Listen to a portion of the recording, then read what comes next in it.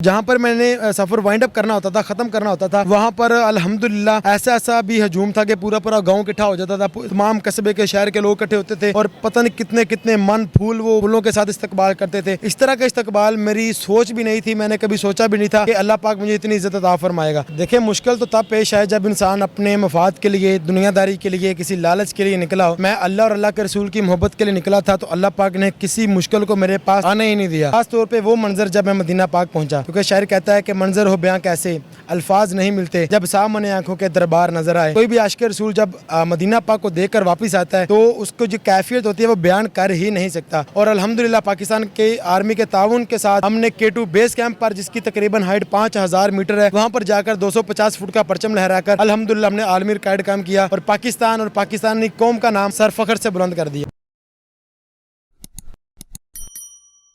बिस्मिल्लाहिर्रहमानिर्रहीम, अस्सलाम वालेकुम नाज़रीन, आपके मेज़बान ज़ीशान अलवानी आप की खिदमत पे हाजिर और आप देख रहे हैं पायनियर वर्ल्ड न्यूज़। मेरे साथ मौजूद हैं गाजी शान पंजाब पुलिस के जवान हैं।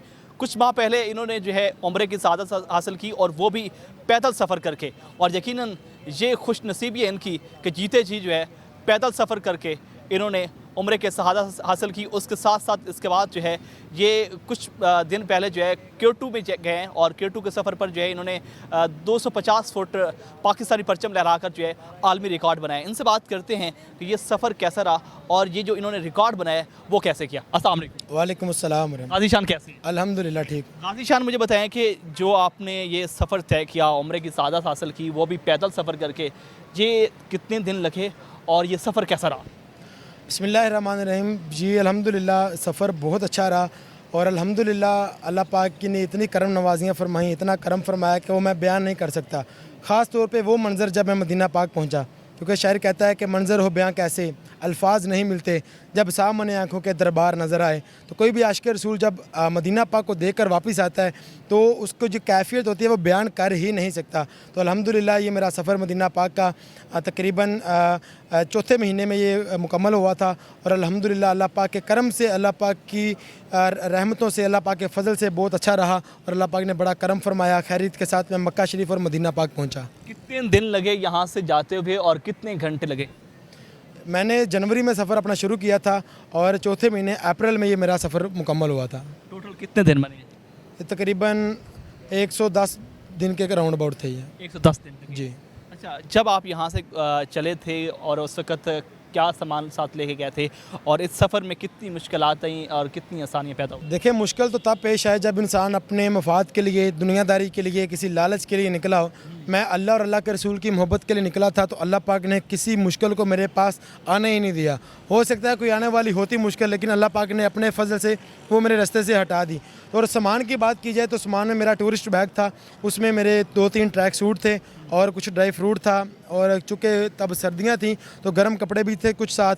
और जहाँ पर मुझे कोई रहाइश ना मिलती वहाँ पर रहने के लिए मैंने एक कैंप भी अपने साथ रखा था, ताकि वहाँ पे कैंपिंग करके मैं रात गुजार सकूँ।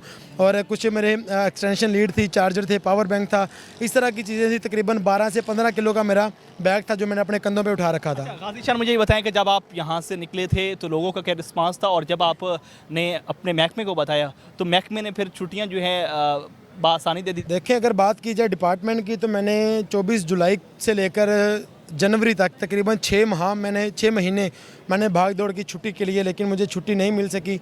फिर एट दी एंड मैंने अपना सफ़र बगैर छुट्टी के ही शुरू कर दिया था। तो जब मैं ताफ्तान बॉर्डर, ईरान के बॉर्डर पर पहुंचा था, तब मुझे घर से निकले 55 दिन हो चुके थे। तब मेरे वालिद साहब DIG दफ्तर गए, SSP साहब के पास। अब उनको जाके बताया कि सर इस तरह मेरा बेटा, आपका भी वो भाई है, आपका बेटा है, वो अपने डिपार्टमेंट का नाम रोशन करने के लिए, पाकिस्तान का नाम रोशन करने के लिए पैदल सफ़र हज पे रवाना है। इस वक्त उसको घर से निकले 55 दिन हो गए हैं और वो ईरान के बॉर्डर पर बैठा है। तो उन्होंने बड़ी फिर मोहब्बत फरमाई, बड़ी शफ़क़त फरमाई, फिर उन्होंने मुझे 6 महीने की छुट्टी ग्रांट कर दी। अल्हम्दुलिल्लाह आपने सोशल मीडिया पर देखा होगा, मैंने जहाँ से सफ़र स्टार्ट करना होता था वहाँ पे खड़े होकर मैं अपनी एक पोस्ट शेयर करता था अपने इंस्टाग्राम पे, ट्विटर पे और फेसबुक पे, व्हाट्सएप वगैरह पे, कि आज मैं यहाँ से सफ़र स्टार्ट कर रहा हूँ और यहाँ पर ख़त्म करूँगा।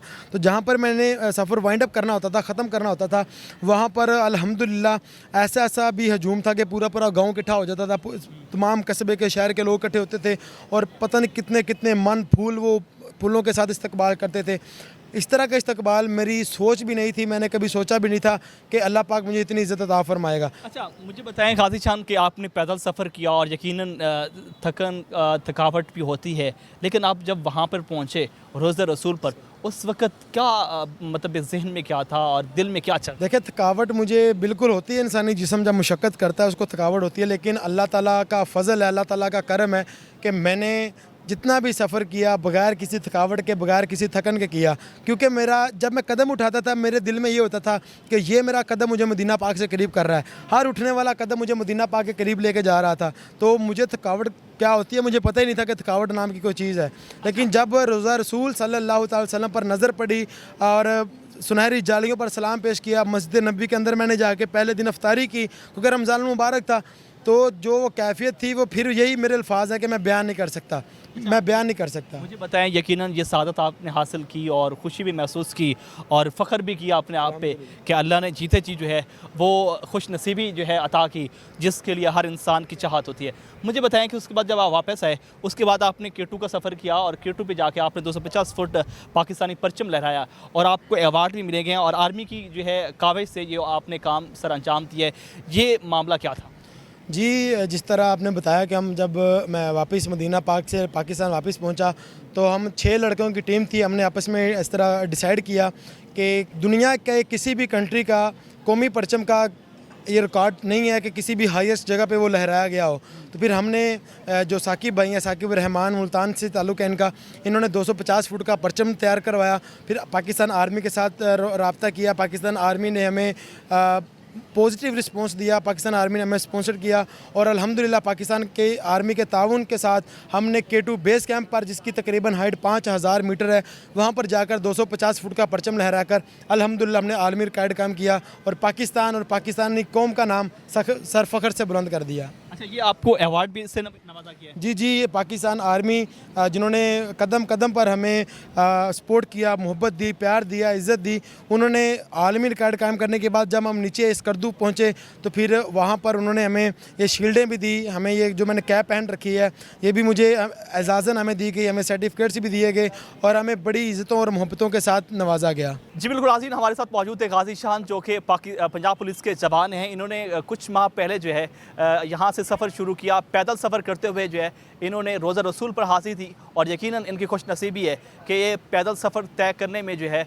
कामयाब हुए और रोज़ा रसूल देखा। उसके बाद जो है इन्होंने K2 पर जाकर 250 फुट का परचम लहराकर आलमी रिकॉर्ड बनाया। उसके बाद पाकिस्तान आर्मी की जानिब से इनको अवार्ड से भी नवाजा किया। आपको ये प्रोग्राम कैसा लगा कमेंट सेक्शन में लाजमी बताएं। अपने मेज़बान से चार अलबानी को पायनियर वर्ल्ड न्यूज़ से इजाज़त दीजिए। अल्लाह निगहबान।